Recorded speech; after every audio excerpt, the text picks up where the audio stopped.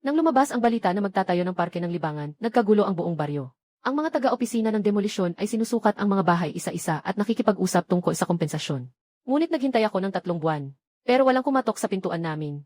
Nagpunta ako para magtanong. Sinabi ng punong baryo na hindi nakalista ang bahay namin sa talaan. Pagbalik ko sa lumang bahay, pinagtawanan pa ako ng mga kapitbahay. Aba, ayan na. Mabuhay ka na lang sa bahay na ito habang buhay. Tahimik akong kumuha ng lahat ng ipon ko. Nangutang pa ako at nakalikom ng 200,000. 4 na buwan pagkatapos, ang lumang bahay ay naging supermarket. Naging pinakapansin-pansing tanawin sa buong nayon. Sa ilalim ng malaking puno ng akasya sa barangay Kingshan, puno ng mga taga-nayon. Sa harap ng anunsyo ng barangay, isang papel na may nakasulat na anunsyo tungkol sa kompensasyon para sa paglipat ng parke. Nakadikit sa pinakakitang-kitang lugar. Inulit-ulit kong binasa ang listahan ng mga pangalan sa anunsyo. Ngunit hindi ko pa rin nahanap ang pangalan ko. Hinila ko ang Tita Wang sa tabi. Tita Wang, pakisilip mo nga kung nandoon ang pangalan ko. Ang lumang bahay namin na nakaharap sa kalsada. Malinaw na kasama ito sa saklaw ng ekspropriasyon. Ngunit nung dumating ang mga kawani para mag-abiso ay hindi sila dumaan sa bahay namin. Ano ba talaga ang nangyayari? Kinzi, tiningnan ko, talagang wala. Baka pwede kang magtanong sa barangay hall. Sige, salamat Tita Wang. Pagkatapos sabihin iyon, inalis ko ang mga tao. Diretso akong naglakad patungo sa barangay hall. Sa opisina ng barangay. Nagsasalita ang barangay captain na si Kinshu, kasama ang kanyang pamangking si Kinhyu. Nasa mesa ang plano para sa pagsubok na operasyon ng parke ng libangan sa Mayo 1. Direktor Kin, gusto ko sanang magtanong. Ang lumang bahay namin ay nasa saklaw ng pagsasagawa ng pagbili. Ngunit wala ang pangalan ko sa anunsyo ng demolisyon. Ano ang nangyari dito? Oh, Fukin na. Wala ang bahay niyo sa listahan ng demolisyon. Halika, tingnan mo mismo. Sinasabi ito, kinuha ni Kinshu ang isang plano mula sa drawer. At inilatag ito sa mesa. Lumapit ako, biglang bumagsak ang puso ko. Nakita ko ang pulang linya ng demolisyon sa plano. Mahigpit na nakadikit ito sa gilid ng pader ng aming bakuran. Yung lumang bahay na may bubong na tile. Parang isang nalimutan na pulo. Nakatayo ng nag-iisa sa labas ng pulang linya. Ano nang nangyayari dito? May pagkakamali ba? Walang pagkakamali. Ganito ang nakatakdang plano, wala akong magagawa. Pero, bakit? Nabuwal na ang buong nayon, bakit kami na lang ang naiwan? Sabi ko, ito ang plano. Pero, alam ko na hindi rin madali para sa'yo. Ganito na lang, Kinzi. Ako na lang ang magbibigay ng 200,000 piso para bilhin ang bahay mo. Ikaw, gamitin mo ang perang ito para magbukas ng maliit na tindahan sa bayan. Walang pinagkaiba sa demolisyon, anong palagay mo? Ginoo, ano po ang ibig sabihin nito? Sa demolisyon ng bahay ko, makakakuha ako ng hindi bababa sa 1,000,000. At makakakuha pa ako ng isang set ng bahay para sa mga nakatira. Parang binibigyan mo ako ng sobrang mababang presyo nito. Sa puntong ito, bigla akong natahimik. Talaga bang bubuwagin sa demolisyon ang buong nayon? At naiwan lang ang bahay namin. Pagkatapos kong sabihin yan, agad na napahiya at nagalit si Kinshu at syempre totoo iyon. Bakit ako mangluloko sa'yo? Sige na, umalis ka na. Nakatulong ako pero nagkamali pa. Talagang mabuti ang intensyon pero nagmukhang tanga. Gusto ko sanang magsalita pa. Pero nang makita ko si Kinshu na galit, kailangan ko nang umalis, lumabas sa barangay hall. Lalong lumalaki ang pag-aalinlangan sa puso ko. Sa huli, nagpasya pa rin akong bumalik at itanong ng malinaw. Ngunit kakaabot ko lang sa pintuan ng opisina ni Kinshu. Narinig ko ang mga pag-uusap mula sa bahagyang nakabukas na pinto. Tio, hindi ba malalaman ni Kinshu ang anumang nangyayari? Ano naman ang maiintindihan ng batang iyon? Huwag kang mag-alala, makukuha ko rin ang bahay na ito para sa iyo. Tio, talagang ikaw ang pinakamagaling. Pag natapos na ang lahat, yayain kita sa lungsod para mag-enjoy. Ay, pamilya tayo, huwag nang magpakabait. Sa narinig ko, ano pa ang hindi ko naiintindihan? Kaya pala, hindi dahil hindi pwedeng gibain ang bahay namin. Kundi dahil may mga tao na ayaw na gibain ito. Hindi ko balak na pumasok at makipagtalo kay Kinshu. Dahil alam ko, hindi tatanggapin ni Kinshu. Gagamitin ko ang ibang paraan para malaman nila na hindi ako basta-basta na maaring ipagwalang bahala. Nang umuwi ako, lumabas si Tita Wang kasama ang ilang tao mula sa tabi. Kumusta? Kamusta ka? Hindi ako sumagot. Mukhang mahirap ang posisyon ng bahay nyo. Sila ay nagtatayo ng parke ng libangan at ang bahay nyo ay nasa tabi lang. Walang maiiwasan dito. Kailangan pa nilang bayaran ka kung gibain ito, hindi ito sulit. Ngayon, ayos na ito. Sa hinaharap, ikaw na lang ang natirang pamilya sa buong baryo. Maghihintay ka na lang sa bahay na ito sa buong buhay mo. Kapag nagbukas na ang parke, siguradong maingay ito. Tama nga. Kapag nakatira na tayo sa bagong mga apartment sa lungsod, si Kinzi ay nandyan pa rin sa amoy ng usok ng roller coaster. Hahaha. Ang matinis na tawa ay parang karayom na tumutusok sa aking tainga. Hindi ako nakipagtalo sa kanila, kundi tahimik na bumalik sa loob ng bahay. Tinawagan ko ang isang numero. Hello, si Zengdakian ba ito? Ako ito, si Fukin. Kinzi, ang tagal na, anong nangyari? Gusto kong kumonsulta sa iyo tungkol sa utang. Tumingin ako sa malayo sa unti-unting dumidilim na langit. Walang kahit anong pagkalito sa aking mga mata. Tanging malamig na determinasyon na lamang ang natira. Hindi ba't inilagay ninyo ako sa labas? Kaya ipapakita ko sa inyo kung ano ang magiging hitsura ng bahay na iniwan ninyo. Sa hinaharap, si Zengdakian ay kaklase ko sa junior high. Ngayon ay isang customer manager sa isang bangko sa bayan. Nang marinig niyang gusto kong umutang para ayusin ang lumang bahay, nagulat siya. Kinsey, nababaliw ka ba? Hindi ba't ang buong nayon ninyo ay bubuwagin para gawing parke ng libangan? Bakit ka pa nag-aayos ng bahay ngayon? Parang nagtatapon ka lang ng pera sa tubig, di ba? Hindi kasama ang bahay ko sa mga bubuwagin. Sinabi ko kay Zeng Dakian ang mga bagay-bagay ng simple. Ano? Hindi ba't ito ay pang-aapi? Paano magiging ganito kaswerteng ang plano? Saktong napadaan ka sa bahay mo. Kung ito ay isang pagkakataon, hindi na ito mahalaga. Ano ang balak mo? Gagawin kong supermarket ang lumang bahay. Supermarket? Uwi na ang mga taga na yon. Kanino mo ibebenta ang supermarket? Ibebenta sa mga bisitang darating sa parke ng libangan. Kinsey, nagdesisyon ka na ba? Kailangan pa ng 1 taon para makabuo ng parke. Paano mo kayang maghintay sa panahong ito? Nagdesisyon na ako, kaya tinanong kita. Makakakuha ba ako ng pautang? Gaano karaming kailangan mo? Mayroon akong 8,000 piso. Ito ang naipon ko sa mga nakaraang taon. Gusto kong umutang ng 12,000 para makabuo ng 20,000. 12,000? Ano ang ibabayad mo? Kapag natapos na ang parke. Bawat taon, hindi bababa sa 1,000,000 bisita. Nasa harap ng parke ang aking supermarket. Ito ang daan ng mga turista papasok at palabas. Sa tingin mo, ilang tao ang makakapasok dito araw-araw para mamili? Si Zeng Dakian ay isang matalinong tao. Agad niyang naintindihan ang aking intensyon. Gusto mo bang gumawa ng eksklusibong negosyo? Ngunit, sobrang mataas ang panganib na ito. Hindi mo rin alam kung paano patakbuhin ang supermarket. Kung hindi mo alam, matututo ka, Dakian. Sinasabi mong nakakatakot ang mataas na panganib. O mas mabuti na lang na magbantay sa isang sirang bahay na walang gustong kumuha. Mas nakakatakot bang hintayin itong unti-unting mabulo? Sige, hindi kita matatalo sa argumento. Ganito, dalhin mo ang titulo ng lupa bukas sa bayan at hanapin mo ako. Tutulungan kitang ayusin ang tungkol sa pautang, gagawin ko ang makakaya ko. Salamat, Dakian. Huwag mo munang pasalamatan ako. Kapag nagbukas na ang supermarket mo, bigyan mo ako ng lifetime na libreng shopping cart. Sige, napagkasunduan na. Mas mahirap makuha ang pautang kaysa sa inaasahan ko. Sa tingin ng bangko, napakataas ng panganib na magpautang sa isang isla na napapaligiran ng parke ng libangan. Talagang napakataas ng panganib. Paulit-ulit kong sinasabi ang aking plano sa negosyo. Ngunit tinitingnan nila ako na may pagdududa sa aking mahirap na paliwanag. Puno ng pagdududa ang kanilang mga mata. Si Zeng Dakian ang tumulong sa akin na ayusin ang business plan. Tinuruan akong makipag-usap sa mga tao sa bangko. Pati na rin dinala akong kumain kasama ang lider ng sangay. 1 linggo pagkatapos, nang halos nawawalan na ako ng pag-asa. Tumawag si Zeng Dakian. Kinsey, naaprubahan na. Totoo ba? Ang ganda. Talaga. 10,000. Ihahatid ang pera sa loob ng 1 linggo. Hawak ko ang telepono. Bigla na lang akong napaiyak. Kinabukasan matapos kong makuha ang pera, nagsimula na akong maghanap ng tao para sa renovation. Nagtanggap ako ng ilang manggagawa mula sa nayon, ang leader ay si Zhu. Isang tapat na tao. Nang makita ang lumang bahay namin, kinamot ang ulo ni Kapitan Zhou. Kinsey, babaguhin mo ba ang bahay na ito para gawing supermarket? Tio Zhou, ano nang itsura ang balak mong gawin? Gagawing parke ng libangan ang ating baryo, ikaw na lang ang magbubukas ng supermarket. Tio Zhou, huwag kang mag-alala. Nagpadisenyo na ako ng mga plano. Habang sinasabi iyon, inilabas ko ang mga plano at tinanggap ni Kapitan Zhou. Isang tingin lang, lumaki na agad ang mga mata niya. Nako, ang lakas ng dating mo. Kinsey, hindi ka nagbibiro, di ba? Dito, sa lugar na walang katabing bayan o tindahan. Gagawa ka ng ganitong malaking galaw. Mula ngayon, hindi na liblib dito. Mula ngayon, magiging pinakamasigla sa buong lalawigan. Tumingin si Kapitan Zhou sa akin ang may matatag na titig at tumahimik sandali. Naiintindihan ko na. Kins, magaling ang isip mo. Ito ang tinatawag na pagkuha ng pagkakataon. Akala ng iba, ito ay isang patay na dako. Pero kung talagang magbubukas ka ng supermarket, ito ay magiging isang kayamanan. Sa oras na iyon, ang isang bote ng tubig sa parke ng Aliwan ay nagkakahalaga ng 5 piso. Ikaw, nagbebenta lang ng 2 piso. Bakit parang mga turista na nagwawala at tumatakbo papunta sa iyo? Yan ang ibig sabihin. Tio Zhou, gusto mo bang tanggapin ang trabahong ito? Tanggapin. Bakit hindi tatanggapin? Napaka-interesante ng trabahong ito, mahirap itong hanapin kahit na may ilaw. Ganito na ang sitwasyon. Noong araw na pumasok ang bulldozer sa bakuran ko, malakas ang ingay. Ilang kapitbahay na hindi pa umalis, ay tumakbo para makiusyoso. Nang makita nilang bumagsak ang aking lumang bahay sa ilalim ng pang-ukit ng bulldozer, sila'y nagulat. Talagang nababaliw na si Chuanqin.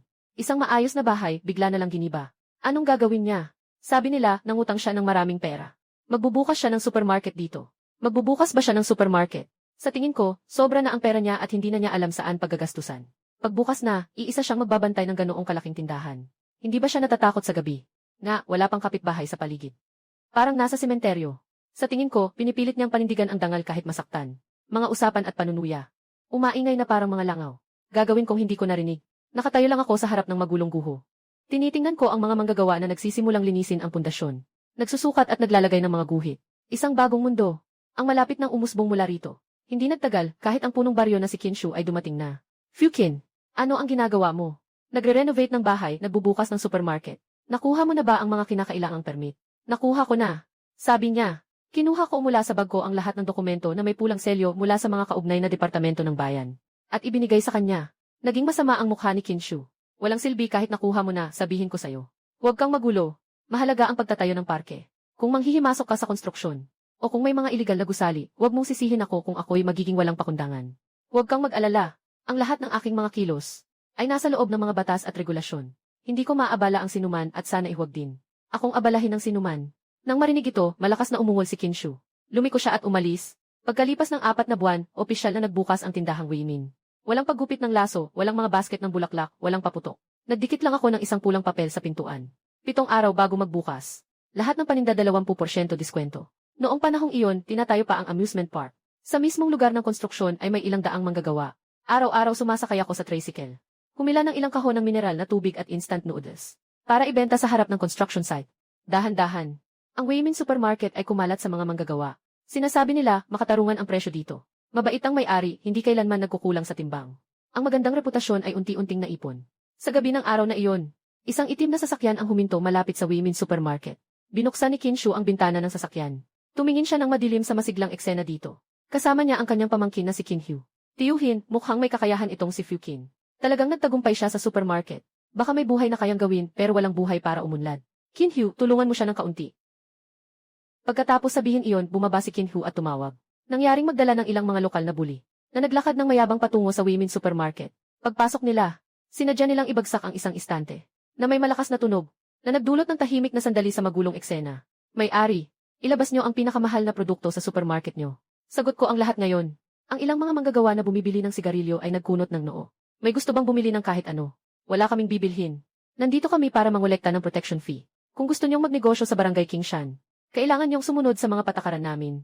Bawat buwan ang numerong ito. Sabi ni Kinshu habang iniaabot ang 5 daliri. Hindi ko pa nasasabi. Isang matipunong lalaking umiinom ng tubig ang mabilis na lumapit. Siya ay isang kontratista ng construction team sa Parke ng Libangan. Apelyido niya ay Wang. Halos araw-araw siyang bumibili ng sigarilyo at alak dito. Ano ang ginagawa ninyo? Dumating ka rito para maghasik ng gulo. Akala mo sino ka? Usapin ito ng matatanda, mga bata, huwag makialam. Kung hindi, isasama ka rin namin. Si Wang, ang foreman, ay ngumiti. Hindi na siya muling nagsalita. Sa halip, pinisil niya ang bakanting bote ng tubig hanggang naging patag. Kasunod, bigla. Mula sa lahat ng direksyon, bigla silang pinalibutan ng mga dosenang magkaparehong matitipunong manggagawa. Hinadlangan nila sina Kinhyu at ang ilang kasama niya sa gitna. Maaaring hindi masyadong mataas ang pinag-aralan ng mga manggagawang ito. Ngunit may dala silang payak at tapat na damdamin ng pagkakapatiran. Binigyan ko sila ng mga produktong di kalidad pero abot kaya ang presyo. Kaya handa silang ipagtanggol ako. Nang makita ni Kinhyu at ang kanyang mga kasama ang ganitong tanawin, natakot sila ng husto at nanginig pati ang kanilang mga binti. Anong gusto ninyo? Sinasabi ko sa inyo, ang tiyuhin ko ay si Kinshu. Pumunta ka sa impyerno. Ano bang halaga ni Kinshu? Kung may utak ka, umalis ka na. Huwag mong pilitin na ako pa ang kumilos. Gusto pang magbanta ni Kinshu. Pero nakita niyang dumadami ang tao sa paligid.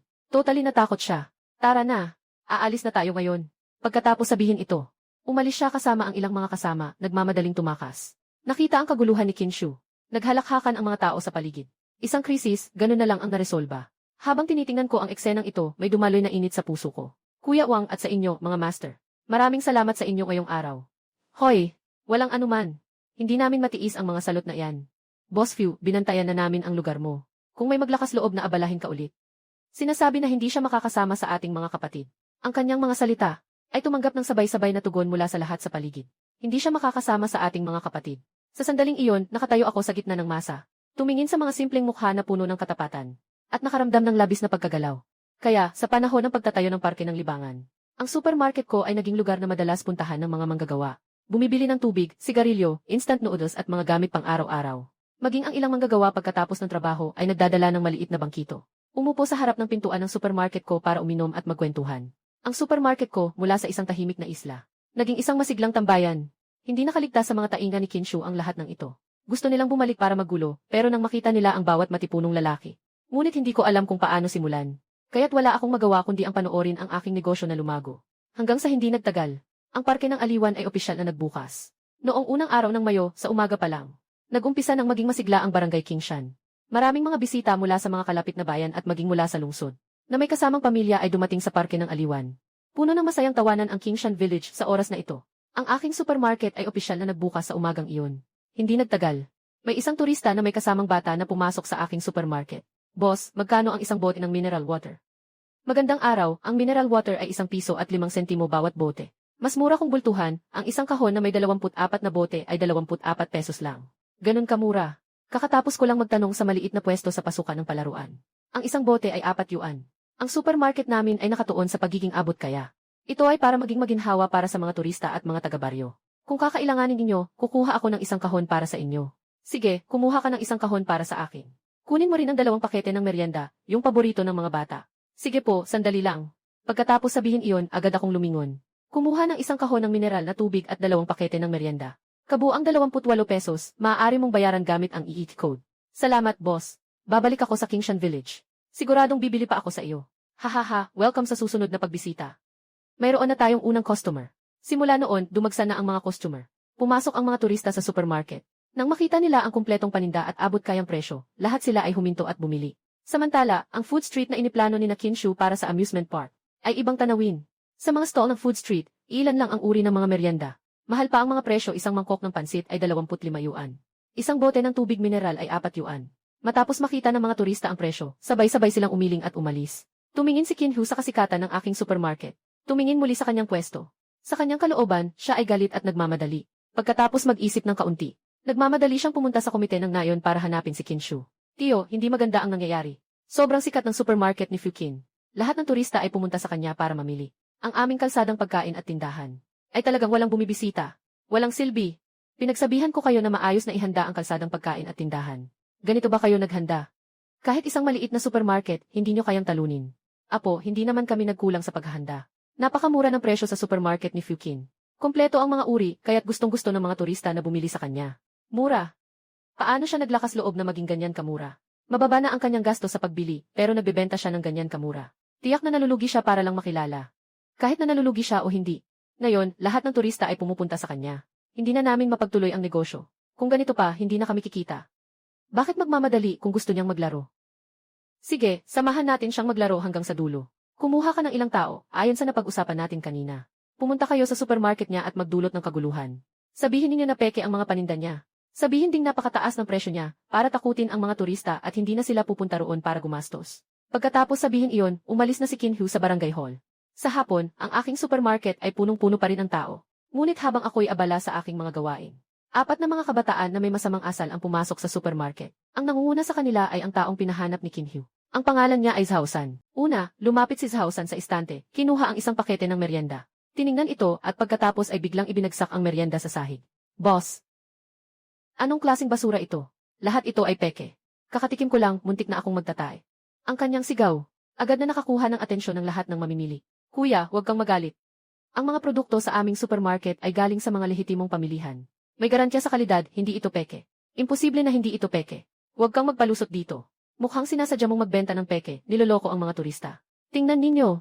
Iba ang packaging ng mga merienda kumpara sa tunay na produkto. Tiyak na peke ito. Tingnan ninyo.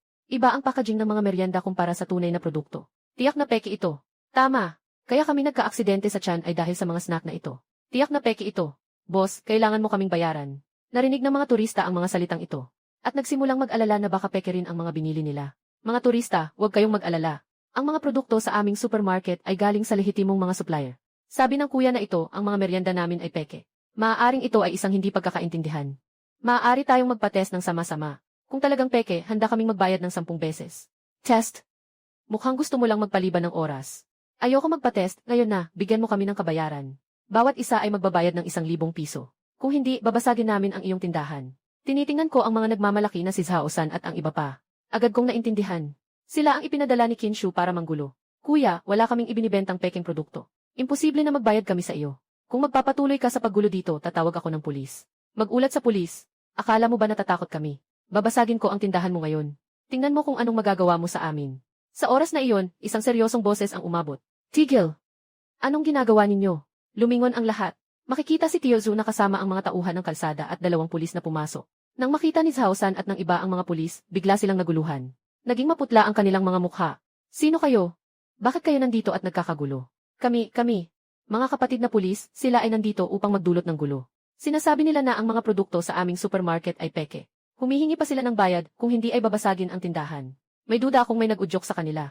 Matapos marinig ang aking sinabi, tumingin ang pulis kay Zhaosan. Sobrang hindi patas, bro. Saan kami mga ordinaryong tao kukuha ng lakas ng loob para mag-alsa? Si Fukin ang nagbebenta ng peking produkto. Dahil sinabi mong dito mo binili ang mga bagay. Bakit hindi mo ipakita ang resibo ng pagbili? Si Zhao San ay naguguluhan, walang masabi. Mga kapulisan. Sa tingin ko, malinaw na ang tama at mali. Tumango ang pulis at handa nang dalhin si Zhao San at ang iba pa. Sandali, wag akong arestuhin. Si Qin Shu. Si Qin Shu ang nagpadala sa amin. Sandali, wag akong arestuhin. Si Qin Shu. Si Qin Shu ang nagdala sa amin dito. Kung may hulihin, si Qin Shu na lang. Siya ang nag-udyok sa amin para magdulot ng gulo. Sinira ang women's supermarket. Mahal na pulis. Simula nang magbukas ang aming supermarket. Palagi nang sinusubukan ni Qin Shu na sirain ang aming normal na operasyon. Di ko inakala na kahit sa pagkakataong ito, siya rin pala ang gumagawa ng kalokohan sa likod. Kapatid, dapat ninyong dalhin siya sa harap ng batas. Susuriin namin kaagad ang kalagayan ni Qin Shu. Bibigyan namin kayo ng katarungan. Kung may problema ang supermarket ninyo, maaari ninyo rin sabihin sa amin. Ipapaalam namin ito sa mga kaukulang departamento. Salamat po, ayos lang ako. Salamat din kay Tiong Zhao sa pagtawag ng pulis. Nang marinig ito, agad na umiling si Tiong Zhu, maliit na bagay lang. Maliit na bagay. Bago pa makapagsalita si Zhao San, dinala na ng mga pulis ang patuloy na lumalaban na si Fanren. Matapos ang insidenteng ito, hindi lang naapektuhan ang aking supermarket, kundi lalo pang sumikat. Mas marami na ang dumadating kumpara dati. Ngunit hindi ko inasahan na nakatakas si Qin Shu sa parusa. Matapos dalhin si Qin Shu ng mga pulis para sa investigasyon, akala ko makakatanggap siya ng nararapat na parusa. Ngunit hindi ko inasahan, sa parehong gabi, si Qin Shu ay pinakawalan na. Nalaman ko lamang ito mula kay Tiyo Zhao. Siniyasat ng lubusan ng mga pulis si Qin Shu. Ngunit dahil sa kakulangan ng mahahalagang ebidensya, napilitan silang pakawalan siya. Paulit-ulit tinanong ng mga pulis kay Qin Shu kung kilala niya si Zhao San. Ngunit mariing itinanggi ni Qin Shu na hindi niya kailanman nakilala si Zhao San. At dahil ang pakikipag-ugnayan nila ay palaging pribado, walang naiwan na anumang tala ng chat, patunay ng paglilipat ng pera, o bakas ng mga tawag. Walang konkretong ebidensya. Kahit na malinaw sa mga pulis na nag-imbestiga na si Qin Shu ay nagsisinungaling, hindi pa rin nila siya mahatulan. Sa huli, ang pulisya ay napilitang palayain si Qin Shu ayon sa batas. At nagbigay lamang ng bibig na babala sa kanyang mga pagkukulang sa trabaho. Nang malaman ko ang resulta, puno ako ng sama ng loob. Sobrang dami ng kasamaan ni Qin Shu. Ngunit dahil sa kawalan ng ebidensya, siya ay nakaligtas sa batas. Nangako ako sa aking sarili. Kahit na pinakawalan si Qin Shu sa pagkakataong ito, kailangan kong makahanap ng ebidensya ng kanyang pakikipagsabuatan kay Zhao San, upang siya ay managot sa kanyang mga ginawa. Ngunit bago ko pa mahanap ang oras para kay Qin Shu, sa ikalawang hapon ng araw ng paggawa, nagawa na ni Qin Shu na magdulot ng bagong gulo. Nasa bodega ako noon, nag-aayos ng mga kalakal. Nakita si Zheng Daqian na naguguluhan at nagmamadaling lumapit. Kinzi, hindi maganda ang nangyayari. Katatapos lang sabihin ng ilang turista na ang mga lokal na produktong agrikultural na binili nila sa ating supermarket ay nagdulot sa kanila ng hindi magandang pakiramdam. Ngayon, nagkakagulo sila sa labas. Sinasabing hindi sariwa ang ating mga produktong agrikultural. Ito ay bulok. Daqian, huwag kang magpanik. Ang mga produkto ng aming bukirin ay araw-araw na pumapasok. Titingnan ko. Habang sinasabi ito, sumunod ako kay Zheng Daqian at mabilis na lumabas ng supermarket. Nakita ko ang ilang turista na nakapalibot sa pintuan ng supermarket. Marami ring mga taga-bukirin ang nakatingin. Boss, tingnan mo. Ang mga produktong ito ay lahat ay sira na. Nagsuka ako pagkatapos kong kumain. Kailangan mo kaming bayaran. Lumapit ako at kinuha ang bag ng mga gulay. Tumingin ako at napansin kong medyo dilaw na ang mga gulay. Kuya, ang mga produkto ng aming bukirin ay araw-araw na galing sa mga lokal na magsasaka. Maaari kong tiyakin na sariwa ang mga ito. Sariwang mga produkto. Tingnan mo ang mga gulay na ito, dilaw na ang mga ito, sariwa pa. Nakikita kong sinasadya mong ibenta sa amin ang mga bulok na produkto ng agrikultura. Niloloko mo kami, mga mamimili. Kailangan mong magbayad ng danyos, kung hindi, magreklamo kami sa iyo. Kins, may mali sa mga gulay na ito. Kahapon lang ay nakita kitang nagdadala ng mga sariwang gulay. Bakit ngayon ay bulok na? Baka may tao na nagmamanipula sa likod. Nang marinig ko ang sinabi ni Tiyo Zhao, biglang may sumagi sa isip ko. Agad kong naalala si Qin Shu. Napatingin ako sa surveillance camera sa pasukan ng supermarket. Biglang may naisip ako. Mga turista, huwag kayong magpanik. Naniniwala akong may hindi pagkakaunawaan rito. Lahat ng gulay at prutas sa aming supermarket ay sariwa. Pinalitan araw-araw ang mga nasirang gulay na ito ngayong araw. Tiyak na may taong sinadyang palitan ito. May mga githili sa harap ng supermarket at sa tabi ng mga istante. Pupunta na tayo para tingnan ang mga githili. Malalaman na natin ang katotohanan. Sige, bibigyan kita ng isang pagkakataon. Kung mapapatunayan ng githili na hindi ito kasalanan ninyo, hindi ako magrereklamo sa inyo. Kung hindi, tiyak na pananagutin ko kayo. Sige, salamat sa iyong pag-unawa. Pagkatapos sabihin iyon, dinala ko ang ilang kinatawan ng mga turista sa likod ng supermarket para tingnan ang mga githili. Mabilis, lumabas ang mga kuha ng githili. Malinaw na ipinakita ng mga kuha, 1 oras na ang nakalipas. Nang samantalahin ni Qin Hu ang oras na maraming tao sa supermarket. 179, tahimik na lumusot sa tabi ng mga istante ng mga produktong pang-agrikultura. Tahimik na lumusot sa tabi ng mga istante ng mga produktong pang-agrikultura, 179. Mabilis na pinalitan ang ilang bag ng sariwang gulay ng mga gulay na nabubulok na inihanda ng maaga. Ang buong proseso ay na-monitor at naitala ng malinaw. Agad na naunawaan ng mga turista ang katotohanan matapos nilang makita ang monitoring. Pasensya na, boss. Nakamali kami sa iyo. Walang anuman na mislead din ang lahat. Sa susunod, kapag bibili kayo sa akin, huwag mag-alala. Ang mga produkto namin ay galing sa mga lehitimong channel. Tiyak na walang problema sa kalidad. Sa mga sandaling iyon, tumingin ako kay Kinhu na nakasilip sa malapit. Kinhu, lumapit ka rito. Itong mga gulay, ikaw ba ang pumalit? Nabigla si Kinhu at agad na humarap para tumakbo. Ngunit huli na ang lahat. Nahadlangan pa rin siya ni na Uncle Zhu at ilang mga taga-baryo. Nakita ni Kinhu na wala na siyang takas. Nang nanginginig na nagdepensa, wala akong. Huwag niyo akong i-accuse. Wala. Malinaw na malinaw ang nakuhang footage sa surveillance. Kahit kung saan ka nagpalit ay naitala na. Gusto mo pa bang magdeni? Nang marinig ito ni Kinhu, agad siyang nag-alala. Naghihirapan siyang magsalita. Hindi niya inasahan na ang maliit na supermarket na ito ay may teeth. Kinhu, alam mo ba na ang mga ginawa mo ay labag sa batas? Maghintay ka, tatawag ako ng pulis ngayon din. Para ayusin kayo ng mga otoridad. Nang ako ay naghahanda ng tumawag ng pulis, biglang tumakbo si Kinhu mula sa direksyon ng barangay. Fukin, huwag kang masyadong lumabis. Hindi ba't ilang sako ng gulay ilang ang pinalitan? Babayaran kita, huwag ka nang magreklamo sa pulis. Bayad. Kinhu, akala mo ba kailangan ko ang perang yan? Ngayon, kailangan kong ipakita kay Kinhu ang nararapat na parusa. Ikaw, huwag kang magpakasigla sa alak at magdusa sa parusa. Pakinggan mo. Kung maglakas loob kang tumawag ng pulis ngayon, hindi kita papakawalan ako si Kinhu. Kahit gustuhin mong tapusin ako, hindi pa rin kita papalampasin. Tingnan natin. Pagkatapos niyang magsabi niyan, kinuha ko ang telepono at tumawag sa pulis. Agad na dumating ang mga pulis sa pinangyarihan. Dinala nila si Kinhu na buong panahon ay nanahimik para imbestigahan. Pagkatapos ng insidenteng iyon, ako at si Kinhu halos magbangayan ng walang katapusan. Ngunit ang inisip namin ay, hindi rin nagtagal si Kinhu. Nagsimula ang lahat kinaumagahan. Dahil wala si Kinhu, kinailangan ni Kinhu na personal na pangasiwaan ang mga stall sa hanay ng mga kainan sa amusement park. Dagdag pa rito, may tambak pang nakakainis na gawain tungkol sa demolisyon na kailangang ayusin ng komite ng baryo. Sobrang abala si Kinhu na halos malito sa dami ng gawain. Hindi pa lumipas ang kalahating oras mula nang magbukas ang parke. Narinig na ang ingay sa food street. Pinagbilinan ko si Zeng Dakian na bantayan ang tindahan. At ako naman ay lumakad upang tingnan ang sitwasyon.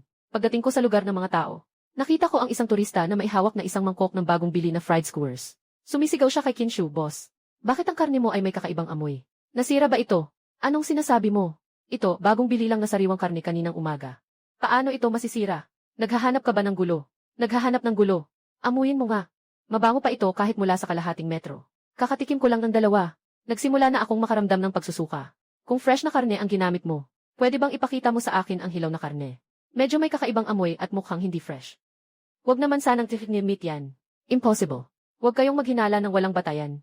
Lahat ng karne ko galing sa lehitimong pinanggalingan. Ayos na kung gusto ninyong kumain na. Kung hindi kayo bibili, umalis na. Huwag ninyong sagabalin ang negosyo ko. Nang sinabi niya iyon, may ilang turista na agad na lumingon at umalis. May ilang turista naman na talagang gutom. Kinakaya na lang at kumain ng isang kagat. Ako naman ay nakatayo sa lugar na hindi nila nakikita. Kitang-kita na palihim na ibinuhos ni Kinhu ang mangkok ng mga pritong skewers sa katabing basurahan. Pagbalik sa supermarket, lumapit si Zeng Dakian at nagtanong, Kinzi, bakit ang ingay sa labas? Parang nag-aaway. Ano pa ba, ginamit ni Kinhu ang sirang karne para gawing merienda. Nadiskubre ito ng mga turista. Ngayon hindi na niya kaya mag-isa. Kaya napipilitang magtipid at gumamit ng mababang kalidad na sangkap. Hindi nakapagtataka kung mabigo. Ang walang puso naman yan. Kapag kinain yan, magtatatae ka. Hindi ba siya natatakot sa kaparusahan? Hindi niya yan iniintindi, wala si Kinhu. Kahit magtinda, nahihirapan siya. Ano nang pakialam niya sa karma? Kahit ganoon, alam ko rin naman sa puso ko. Ang ginawa ni Kinhu, tiyak na magdudulot ng problema sa hinaharap. Tama nga, nang hapon ding iyon, nagkaroon ng problema sa bahagi ni Kinhu. Mga bandang 3:00. Isang taga-baryo ang humahagulgol na pumasok sa supermarket. Pumasok siya at sumigaw, Kinzi. Hindi maganda. May nangyaring masama sa kainan ni Kinhu. 7 tao ang kumain ng kanyang pritong skewers, at sila ay nagsusuka at nagkakaroon ng pagtatay. Dinala na sila ng ambulansya sa ospital sa bayan. Talaga. Sobrang dami. Talaga. Kakatapos ko lang galing doon. May mga turista at mga taga-baryo, lahat sila ay mukhang masama ang pakiramdam. Nagsusuka sila at hindi makatayo ng maayos. 2 beses dumating ang ambulansya bago sila natapos. Nagkatinginan kami ni Zeng Dakian. Nagmadali kaming tumakbo papunta sa kalsadang may mga tinda ng merienda. Hindi pa kami nakarating doon. Mula sa malayo, nakita namin na napapalibutan ng maraming tao ang mga tinda ng merienda. Nakaupo ng parang nanghihina si Kinhu sa lupa. Nasa mesa sa harapan niya ang mga natitirang pritong skewers. Sa basurahan sa tabi, nakaipon pa ang mga supot ng karne na hindi na itapon. Kinhu, anong karne ang ginamit mo? Maraming tao ang kumain ng pagkain mo at napunta sa ospital. Ako, ang ginamit ko ay sariwang karne. Hindi ko alam kung ano ang nangyari, baka matagal nang nakalagay ang karne. Napasama na. Pagkarinig nito, isang ibang taga-baryo ang agad na tumakbo papunta roon. Kinuha ang bag ng laman-lam sa lupa, sariwang karne. Ito ba ay sariwang karne? Tingnan mo mismo. Ang kulay na ito, ang tekstura na ito, ano pa ang hindi laman lang? Akala mo ba hindi namin ito makikita? Biglang nag-alboroto ang mga tao sa paligid. Si Kinshu ay nakaupo sa lupa. Hawak ang kanyang ulo, walang masabi.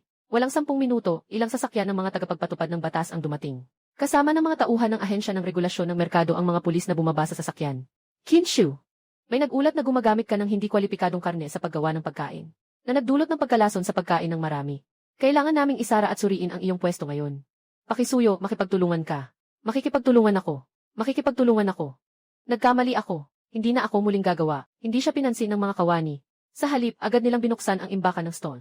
Talaga nga, may ilang supot ng karne mula sa definite nodes at ilang supot ng malagkit na giniling na karne ang lumabas. At isang bote ng lipas na mantika. Ang paggamit ng hindi aprobadong karne at mga expired na sangkap sa paggawa ng pagkain ay lumalabag na sa batas sa kaligtasan ng pagkain. At nagdulot na ng insidente ng pagkalason sa pagkain. Kailangan mong bumalik kasama namin para sa investigasyon. Si Kinshu ay mukhang walang kulay sa oras na ito. Murmur niya, tapos na, lahat ay tapos na. Nakatayo ako sa gitna ng tao. Tinitingnan si Kinshu na dinadala ng mga pulis sa sasakyan. Walang kahit anong alon sa aking puso. Siyang nagdala sa sarili niya, hindi siya maaaring sisihin ng iba. Matapos dalhin si Kinshu, inilaan ko ang lahat ng aking lakas. Sa pagpapatakbo ng supermarket, habang papalapit ang katapusan ng piyesta ng Mayo, umabot muli sa bagong rurok ang bilang ng mga mamimili sa supermarket. Ang aking reputasyon ay kumalat sa buong parke. Sa pamamagitan ng mga bibili, alam ng lahat na sa labas ng parke, may isang supermarket na abot kaya at di kalidad.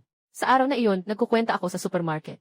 Nang makita kong pumasok si Zeng Dakian kasama ang ilang tao. Ang nangunguna ay isang lalaking nasa 40 na nakasuot ng maayos na suit. Kinzi, ipakikilala kita. Ito si Director Liu ng lokal na pamahalaan. May mahalagang bagay siyang nais pag-usapan sa iyo. Naramdaman ko ang isang paggalaw sa aking puso, agad akong tumayo. Magandang araw po, Director Liu. Aba, Boss Liu. Talaga, matagal ko nang naririnig ang pangalan ninyo. Ang supermarket ninyo, ang ganda ng pagkakaayos. Sobra po ang papuri ninyo. Maliit lang po ang negosyo ko. Gusto ninyo bang pasukin ang mas malaking negosyo? Nang sinabi iyon ni Director Liu, agad akong na-excite. Direktor, ang ibig ninyo bang sabihin? Ganito. Nagbabalak ang munisipyo na malapit sa Kingshan Amusement Park, na suportahan at itayo ang ilang standardisadong service area, na pinagsasama ang pamimili, pahinga at mga simpleng pagkain sa iisang lugar.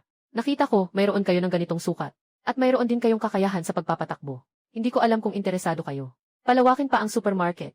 Hindi ko alam kung interesado ka. Palawakin pa ang supermarket. Siyempre interesado ako. Maganda. Matapos ang bakasyon ng Mayo 1, maghahanap kami ng espesyalista para magplano ng pagtatayo ng service area. Sa panahong iyon, maaari tayong pumirma ng isang pangmatagalang kasunduan sa estratehikong pakikipagtulungan. Panatilihin ang ugnayan. Nang matapos magsalita, hindi na nagtagal si Director Liu. Kumaway at umalis. Pagkatapos umalis ni Director Liu, nakatayo kami ni Zeng Dakian sa harap ng supermarket. Parang lahat ay isang panaginip. Mula sa pagiging iniiwan ng lahat hanggang sa lahat ay nakikipaglaban. Ang pagbabagong ito ay nangyari sa loob lamang ng ilang buwan. Ang aking hinaharap ay maliwanag. Hindi nagtagal pagkatapos ng Mayo 1. Nagtutugma ako ng listahan ng mga bagong dating na produkto kasama si Zeng Dakian. Nakita ko ang isang itim na sasakyan ng gobyerno na papalapit sa dulo ng baryo. Bumukas ang pinto ng sasakyan at 3 tao ang bumaba. Ang nangunguna ay isang babae na nakasuot ng propesyonal na damit. Sinusundan siya ng 2 kawani na may dalang notebook at kamera. Diretso siyang lumapit sa akin. Ikaw ba si Fukin? Ang namamahala ng Waymin Supermarket. Magandang araw, ako si Fukin, maaari bang malaman kung sino ka? Ako si Liu Ruyan. Ako ay ipinadala ni Director Liu, nandito ako ngayon. Upang suriin kung ang iyong supermarket ay kwalipikado. Bilang bahagi ng serbisyo para sa ating parke sa Kingshan Village. Nang marinig ko ito, labis akong nasasabi. Kasamang Liu, maraming salamat po. Director Liu, maraming salamat din po sa inyong pag-aasikaso. Huwag po kayong mag-alala. Kumpleto po ang lahat ng papeles ng aming supermarket. Ang mga paninda ay galing sa lehitimong mga pinagkukunan. Garantisado po ang kalidad at tiyak na maaasahan ang aming serbisyo. Tiyak naming matutugunan ang mga kinakailangan para sa mga serbisyong kailangan ng parke ng Libangan. Dadalahin ko po kayo ngayon para ipasya sa aming supermarket. At ipakikilala ko rin po sa inyo ang aming sitwasyon. Hindi na, ako na ang titingin. Huwag kang masyadong kampante. Ang maliit ninyong tindahan sa baryo, maaaring hindi umabot sa pamantayan. Susuriin ko na mismo, para hindi mapalampas ang anumang problema. Nang marinig iyon, bahagya akong nakaramdam na may hindi tama. Sobrang malamig ang saloobin ni Liu Ruyan. Hindi mukhang para sa normal na inspeksyon. Ngunit hindi ko na pinansin, inakala ko na lang na masinop ang kanilang trabaho. Tumango ako. Sige, kasamang Liu. Sige po, pakisiyasat ninyo ayon sa kagustuhan ninyo. Kung may tanong kayo, sasagutin ko agad. Pagkatapos noon, dinala ni Liu Ruyan ang 2 tauhan at sinimulan nilang suriin ang supermarket. Hindi niya sinunod ang karaniwang proseso ng pag-audit. Sa halip, diretso siya sa seksyon ng mga istante. Mapili ang kanyang tingin habang sinusuri ang bawat paninda. Paminsan-minsan hinahawakan at iniikot-ikot pa niya ang mga ito gamit ang daliri. Kitang-kita ang pagkadismaya sa kanyang mukha. Kinzi, may kakaiba sa babaeng ito. Yung galaw niya, parang sinasadyang maghanap ng kapintasan. Tingnan mo siya, sinasadyang pinipili niya yung mga panindang maayos ang pagkakaayos. Bakit palaging hinahawakan ng basta-basta, paano kung masira? Dakian, kalimutan mo na, gawin na lang natin ang ating trabaho. Kung gusto niyang suriin, hayaan na lang natin siya. Basta't wala tayong problema, hindi tayo matatakot sa kanyang mga puna. Ngunit ang sumunod na eksena ay tuluyang nagbukas ng aking mata. Si Liu Ruyan ay talagang may masamang intensyon. Nakita kong lumapit si Liu Ruyan sa seksyon ng bigas at langis. Kinuha ang isang supot ng bigas. Nagkunwari na tinitingnan ang petsa ng produksyon, ngunit lihim na pinipisil ang daliri. Gumawa ng hiwa sa pakete ng bigas. Agad na tumagas ang maliliit na butil ng bigas. Matapos niyang gawin ang lahat ng ito. Nang walang kaabala-abala, sinabi niya sa mga tauhan sa likod, "Ay, record mo ito." May mga sira sa packaging ng ilang produkto sa lugar ng butil at langis. May mga tagas na produkto, hindi ito tumutugma sa mga pamantayan ng kalinisan. At lahat ng ito, mali na nakita ko. Kaibigan Liu, ang bag na ito ng bigas ay dapat na hindi mo sinasadyang nasira, di ba? Hindi ito dapat problema ng aming supermarket. Fukin, anong ibig mong sabihin?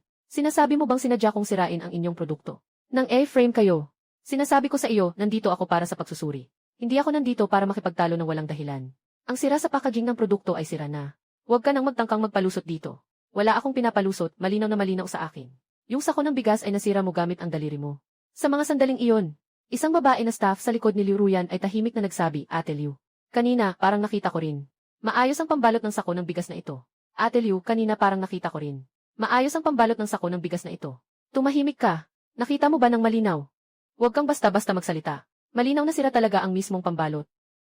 Hindi lang natin ito napansin kanina. Mabilis na isulat ito, huwag mag-aksaya ng oras dito.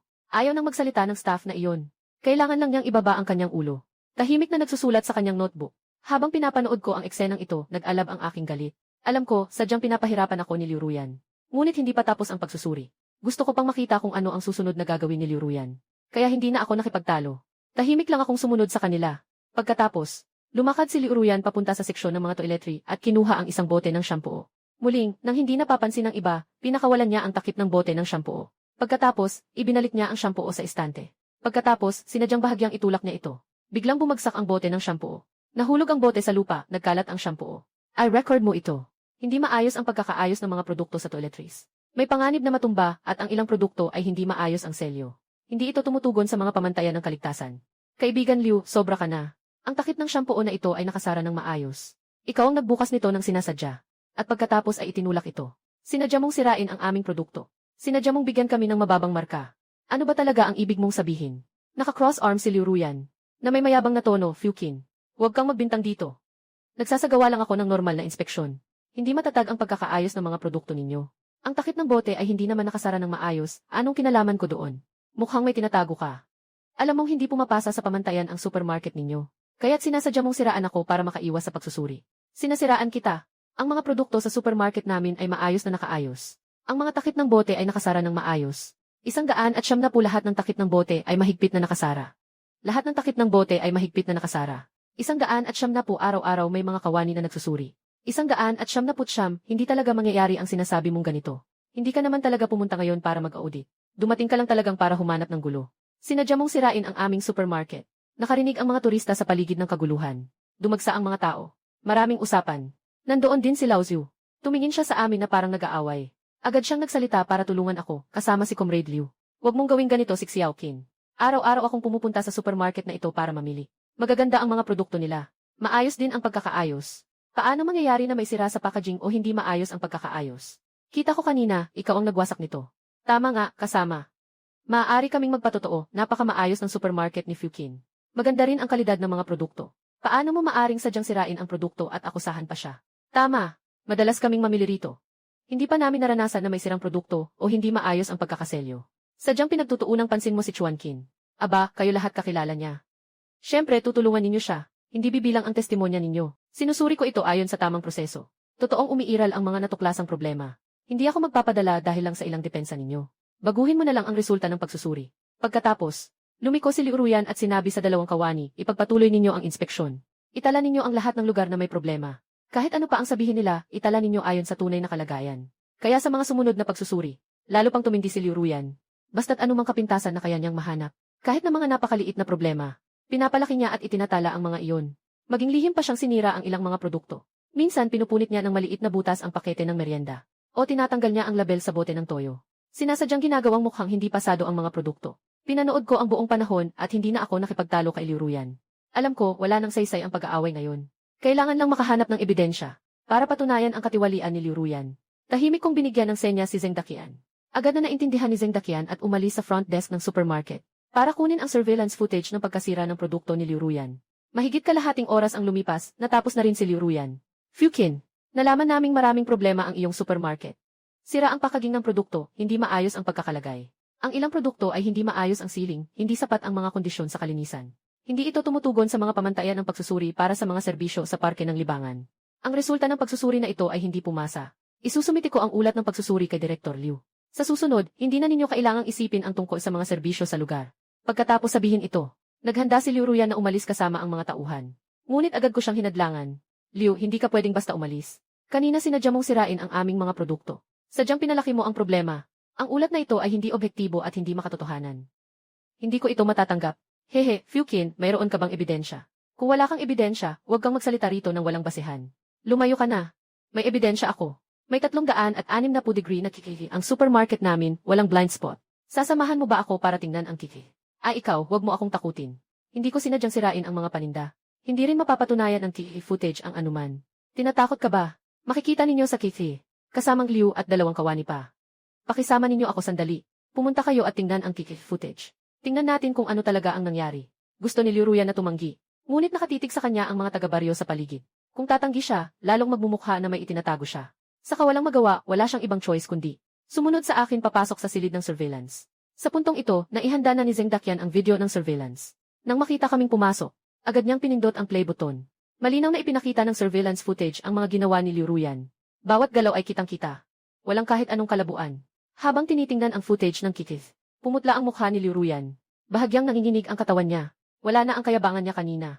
Nagulat din ang 2 staff sa likod niya. Puno ng pagdududa at pagkadismaya ang mga tingin nila kay Liu Ruyan.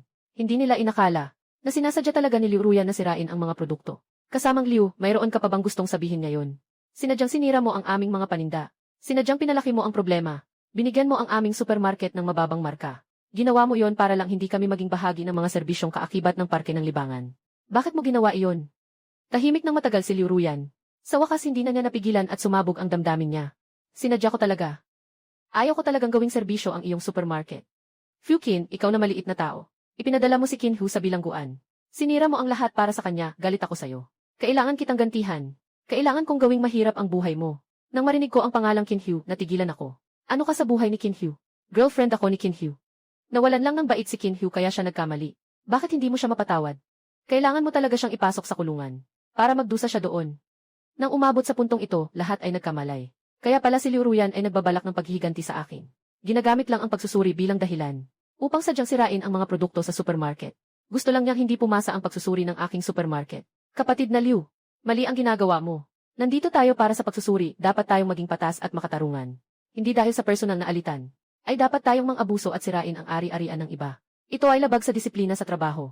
Nga, Ate Liu, sobrang impulsive mo naman. Si Liu Ruyan ay hindi nagsalita, nakaupo siya sa lupa. Patuloy ang pagpatak ng kanyang mga luha. Puno ng pagsisisi at kawalang pag-asa ang kanyang mukha. Tumingin ako kay Liu Ruyan at agad na kinuha ang cellphone. Tinawagan ko si Director Liu. Kumusta po, Director Liu? Ako po si Fukin, ang namamahala ng Weimin Supermarket. Ang tagasuri na ipinadala ninyo, si Liu Ruyan, ay kasintahan ni Qin Shu. Bilang paghihiganti sa akin, sa proseso ng pagsusuri. Sinasadyang sinira ang mga paninda sa aming supermarket. At sinadyang binigyan ng mababang marka ang aming supermarket. Ngayon, may CCTV footage kami bilang ebidensya. Pwede bang pumunta ka rito? Pakisuyo, ayusin mo ang bagay na ito. Ano? Pupunta ako agad. Mga kalahating oras ang nakalipas. Dumating si Director Liu kasama ang ilang mga tauhan sa supermarket. Fukin, pasensya na talaga. Hindi namin nalinaw ang pagkakakilanlan ni Liu Ruyan. Pinagawa sa kanya na magkunwaring nagsasagawa ng inspeksyon. Sadyang sinira niya ang iyong supermarket. Nagdulot ito ng abala sa iyo, humihingi ako ng paumanhin. Director Liu, pinalalabis ninyo po. Nilinlang din po kayo ni Liu Ruyan. Basta't patas ang paglutas sa isyong ito, sapat na iyon. Naayos na namin ang TV na nagpapakita ng paninira ni Liu Ruyan sa mga produkto. At ang footage na nagpapakita ng kanyang pandaraya at pag-abuso sa kapangyarihan. Maaari mong tingnan. Tumango si Director Liu. Sumunod siya sa akin papasok sa monitoring room. Tumingin sa mga CCTV footage. Matapos mapanood ang CCTV footage, naging napakaseryoso ng mukha ni Director Liu. Liu Ruyan, sobrang nabigo mo ako. Inutusan kita na suriin. Ito ay upang patas at makatarungan mong tratuhin ang bawat negosyo. Ngunit dahil sa personal na alitan, ikaw ay nagkamali at nagpakita ng bias. Sinasadya mong sinisira ang ari-arian ng iba. Laban sa mga alituntunin ng trabaho, ang iyong ganitong asal ay talagang hindi karapat-dapat para maging pinuno ng pagsusuri. Direktor Liu, nagkamali ako. Alam kong nagkamali ako ay naguluhan sa isang sandali. Kaya ko nagawa ang ganitong bagay. Pakiusap, bigyan ninyo ako ng isa pang pagkakataon. Hindi ko na ulitin. Pagkakataon. Huli na, wala ka ng pagkakataon. Simula ngayon, tinanggal ka sa trabaho. Ulat ko ito sa nakatataas na departamento. At isasagawa nila ang karagdagang hakbang laban sa iyo. Nang marinig ang dalawang salitang tinanggal sa trabaho, tuluyang bumagsak si Liu Ruyan. Nakadapa siya sa sahig at umiiyak ng malakas. Pero wala namang sinuman ang nakikiramay sa kanya. Sapagkat ang lahat ng ito ay resulta ng kanyang sariling mga pagpili. Inutusan ni Direktor Liu na dalhin si Liu Ruyan. Pagkatapos ay sinabi niya sa akin, Fukin. Talagang pasensya na dahil sa nangyari kay Liu Ruyan. Naantala ang pagsusuri mo. Nagdulot din ng pinsala sa iyong supermarket. Aayusin ko na ang mga tauhan ngayon. Upang muling suriin ang iyong supermarket. Sa pagkakataong ito, tiyak na magiging patas at makatarungan. Walang anumang problema na muling mangyayari. Salamat, Direktor Liu, hindi ito inyong problema. Ikaw rin ay nahirapan. Pagkatapos, inorganisa ni Direktor Liu ang mga tauhang dinala. Ayon sa wastong proseso ng pagsusuri, muling sinuri ang aking para sa mamamayan na pamilihan. Sa pagkakataong ito, ang mga kawani ay seryoso at responsable. Walang kahit anong pagkiling. Mahigit 1 oras ang lumipas. Nakuha ng mga kawani ang resulta ng pagsusuri. Kumpleto ang mga dokumento ng para sa mamamayan na pamilihan, maayos ang mga produkto, malinis ang kapaligiran, at maaasahan ang serbisyo. Ganap na tumutugon sa mga pamantayan ng pagsusuri para sa mga serbisyo ng Parke ng Libangan. Ang resulta ng pagsusuri ay pasado. Fukin, binabati kita. Ang iyong supermarket ay matagumpay na nakapasa sa pagsusuri. Kwalipikado na itong maging bahagi ng serbisyong sumusuporta sa Parke ng Aliwan ng baryo ng Kingshan.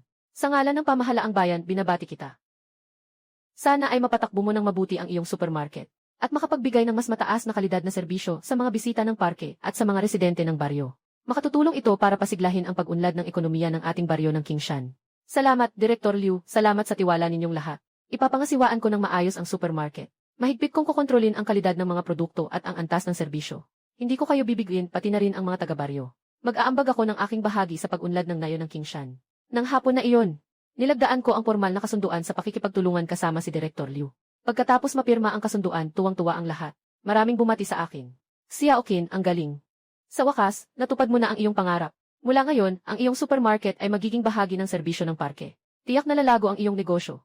Mas magiging maginhawa rin para sa mga taga-nayon. Nga, Kinzi. Alam na namin na kaya mo ito. Tinitingnan ko ang mga masayang ngiti ng lahat. Napuno rin ang puso ko ng kasiyahan at ginhawa. Alam ko na hindi na sayang ang lahat ng pagsisikap na ito. Mula nang ako'y pinagtatabuyan ni Kinhu at pinahirapan ni Kinshu. Hanggang sa ngayon na matagumpay na nakapasa ang supermarket sa inspeksyon. Naging bahagi na ito ng mga serbisyong sumusuporta sa Parke ng Libangan. Sa wakas, dahil sa sarili kong kakayahan, nakamit ko ang pagkilala at pagtanggap ng lahat. Napanatili ko rin ang lahat ng aking. Pagkatapos noon, lumipas ang 1 taon. Sa wakas, nagkaroon ako ng sapat na pondo upang tuparin ang aking pangako. Noong gabing iyon, pagkatapos magsara ang supermarket, kumain ako kasama si Zeng Dakian. Dakian, naaalala mo ba? Noong humingi ako ng tulong sa iyo, sinabi mong hintayin mo akong magtagumpay. Gusto mo ng isang lifetime na libreng shopping cart. May ganun palang usapan sa tsaa. Pero nagbibiro lang ako noon, sa totoo lang. Handa na akong makipagpusta sa iyo sa ilalim ng lupa. Hindi ko akalain na talagang may kakayahan ka. Umiti ako at inabot sa kanya ang isang dokumento. Ano ito? Ito ay sorpresa para sa iyo, buksan mo at tingnan mo. Nang marinig ang sinabi ko, hindi na kumain si Zeng Dakian. Pinunasan ang kamay at binuksan ang folder. Kinuha niya ang mga bagay sa loob. Nakita niyang ito ay isang kontrata ng pag-upa. Ito ang pwesto na inupahan ko sa bayan, Dakian. Gusto mo bang maging manager ng ating sanggay ng supermarket? Kinzi, talagang sinasabi mo ba ito? Totoo ito. Ako si Fukin, hindi ko kailanman pinagsasamantalahan ang mga kapatid ko. CJ, Kinzi, kontento na ako sa sinabi mo. Huwag kang mag-alala, sisiguradong gagawin ko ng maayos. Hindi ko kailanman sasayangin ang tiwala mo sa akin. Sa loob ng susunod na buwan, abala ako rito sa service area. Habang sinasamahan ko si Zeng Dakian sa pagpili ng lokasyon, pag-aayos at pagkuha ng paninda. Paghawak ng iba't ibang maliliit na bagay. Sa araw ng pagbubukas ng sangay, walang malaking seremonya. Ngunit maraming taga-kabilang na yon ang dumating. Si Zeng Dakian ay nakasuot ng malinis na uniforme. Masiglang tinanggap ang bawat customer. Katulad ng ginawa ko nang magbukas ako ng supermarket. Ang nakakasilaw na sikat ng araw ay bumabagsak sa karatula ng supermarket. Ang salitang pangkalahatang supermarket ay nagniningning sa ilalim ng araw. Nakasandal ako sa pintuan, naalala ko ang malamig na pulang linya. Inilagay ninyo ako sa labas ng linya. Kaya ginawa kong bilog ang linya. Inikutan ko ang lahat ng pagkakataon, inikutan ko ang lahat ng posibilidad. Ginuhit ko ang isang mundong akin.